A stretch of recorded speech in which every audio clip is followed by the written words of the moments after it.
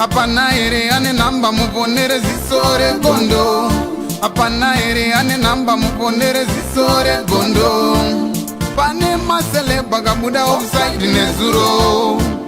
Pane masele bagabuda offside nezuro. Eti no inau Peshona kwete chindau Zichiverengwa naye wenye skimba no fumura no itama. Timu yangu ndipi mukija si katadzoka zvekare zviri kupisa na skimbo aiwa zviri kupisa katope timu yangu pasata pira pane zviri kupisa vanasika mungoba button subscribe so that amusare pane zvese zvinenge zvichiitika zviri kupisa paZorokoro TV anditi tinopira muyede kuti anga nyanya yange iri kupisa ya Windsor nemukadzi wake yakatora zvinhu yachakabva kuburisa pa last episode yachakaita zvino Windsor azoita song achiimba mukomana kuratidza kuti ari kurwadziwa achaziva kuti ari kurwadziwa nemudziyo yake yakatorwa here kuti ari kurwadziwa nerudo rwavaishiya but Disney chimbonzwa mukomana song ari kuimbira chimoko chake mheno chakapinzwawo chambedza kuchibata futi kuchinzwa kuti zviri kufamba sei pamwe vangadzokerane zvinzwirei mega rudo parwaitanga waite dali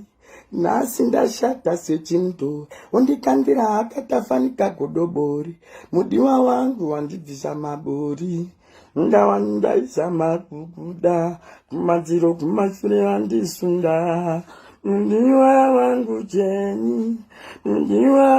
jeni wakandisiya pachena chandakatadza pana ingawani taidanana vanhu vemurai vaisasana achiziva kuti isusu takabatana neshuwa here kuti vazondisiya man'ana ndabva ndafunga mazuva waiwa taisasana uchinditi loveni darling uzazondisiye chienda kudaro kune nyaya zonetsa mushure mekunge ndiri mumastreets efacebook chinosangana nemumwe muimbi anonzi Tina Shigaro yanga achichema naFanchani achiti iye Fanchani ndakambomuudza kuti Fanchani uchasongowo anzi Fanchani ndakaenda kustudio kwake ndakanoimba song ndaimba song pakabuda ridhima ndakuona song yanga iripo ndikumubvunza kuti Fanchani ko song yangu zviri kufamba sei anozobva kuti zita rako nonzani kwakungovhura mushino vangu exporta zvisina kumbomaswa but Disney yazava namuudza kuti Fanchani zvauri kuita zvichasungwa chete one day singazoti ndiyakamshurudzira kana fambira nyaya dzacho kuti mukomana azopinda mukati but Disney zvinzwirei umbozeri nawo zvinzwirei mega ndinoona mwatoshamsika kuti Fanchani asungwa asi Fanchani ndambomutaurira ndikati Fanchani uchaenda kujeri kaunhu kako akaFanchani uchaenda kujeri iwe unoziva ndakanzoti kune ridhimu ndaenda kuridhimu ndakusori Fanchani ndopinda paridhimu akunditi 50 ndikati mukoma wangu ndine 30 umva ati bo ndapinda paridhimu kudaro ridhimu rakuzoti rabuda ndakuona namba rangu arimo muridhimu